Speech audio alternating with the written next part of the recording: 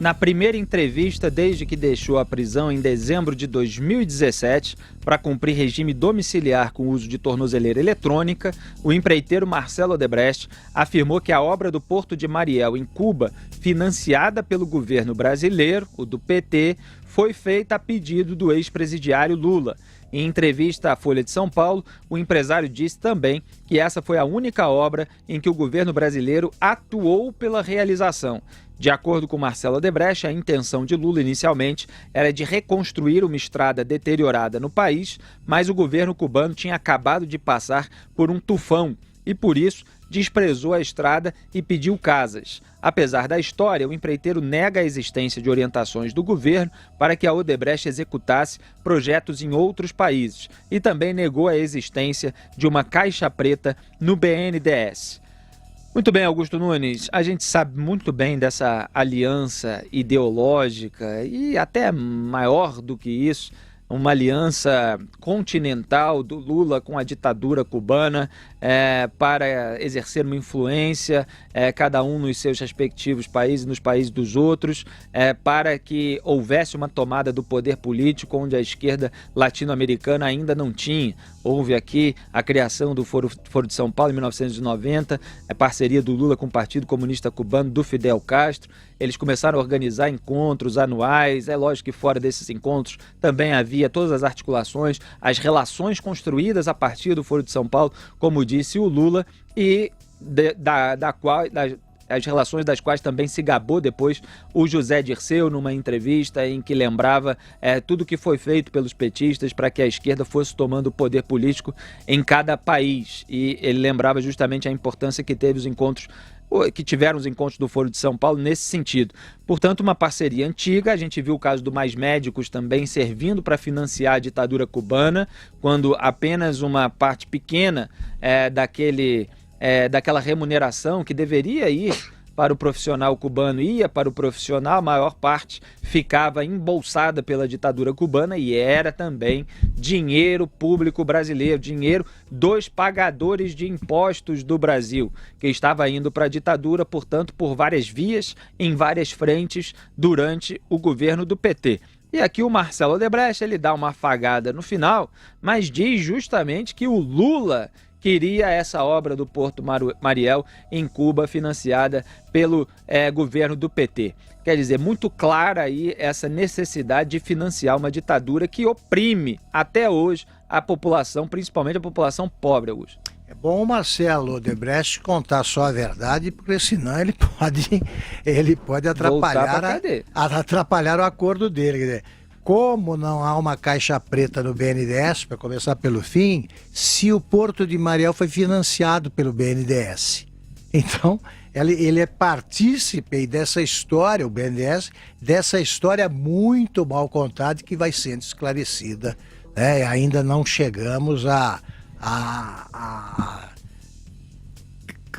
não chegamos à contemplação, né, de toda a sujeira que existiu por trás disso aí. Agora, é impressionante, o relato do Marcelo Odebrecht prova, e você percebe, né? Quando o sujeito conta uma história com começo, meio e fim, ele é convincente, ele é redonda. A história é ao contrário desses álibis mambembes apresentados pelos bandidos.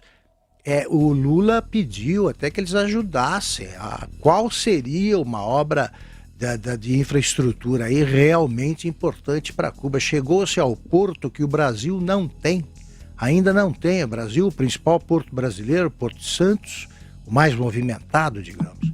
O Porto de Santos, ele é carente de melhorias aí, urgentes, que estão todas, que poderiam ser copiadas do Porto de Mariel, moderníssimo, que vai ser muito usado pelos americanos, anotem. É o Brasil que vai ter preferência no uso do Porto de Mariel. Não, nem vai ser o principal parceiro de Cuba assim que Cuba se livrar do regime comunista.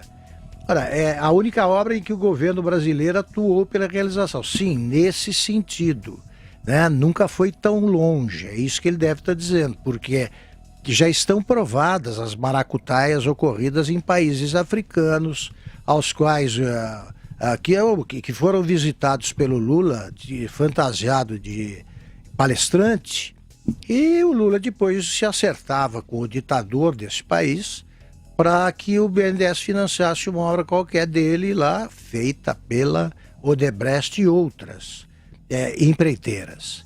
Então, não vai, esse novelo vai continuar sendo desfiado. Não adianta. O Lula, já se sabe do Lula o suficiente para considerá-lo uma das figuras mais sórdidas da história política brasileira. E, no entanto, a história está muito longe de terminar. José Maria Trindade.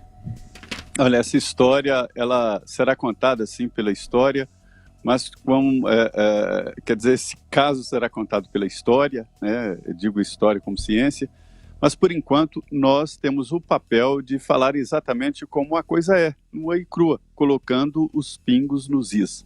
O Marcelo Odebrecht, vocês têm toda a razão, não pode mais mentir. O Alberto Youssef é um exemplo, ele descumpriu o acordo de delação premiada quando ele fez naquele caso do Banestado e voltou para a cadeia. Voltou a delinquir, voltou para a cadeia. E só depois, nesta delação, ele ficou preso um tempo no caso da Lava Jato e acabou abrindo mão de voltar a operar no mercado, que era uma das exigências, além de devolver dinheiro e falar tudo. Então, Marcelo Odebrecht, considerado o príncipe, não pode mentir ou demonstrar em algum momento que ele prestou o depoimento de forma equivocada ou errada, intencionalmente, para a Lava Jato. Um termo que era visto aqui de uma maneira muito pejorativa, que era o lavajatismo, ele ganhou importância fundamental e hoje no Congresso Nacional, durante a solenidade lá, que nós vamos falar mais tarde, solenidade com a presença do ministro Sérgio Moro, né? Há uma demonstração de que o lavajatismo é, na verdade, um apoio à integridade moral do país. Ou seja, pessoas e ações, não só pessoas e ações que tentam colocar aí o Brasil no eixo correto, no eixo da honestidade. Esse caso aí dessa entrevista, eu li a entrevista e fiquei impressionado ali com os detalhes e com a avaliação.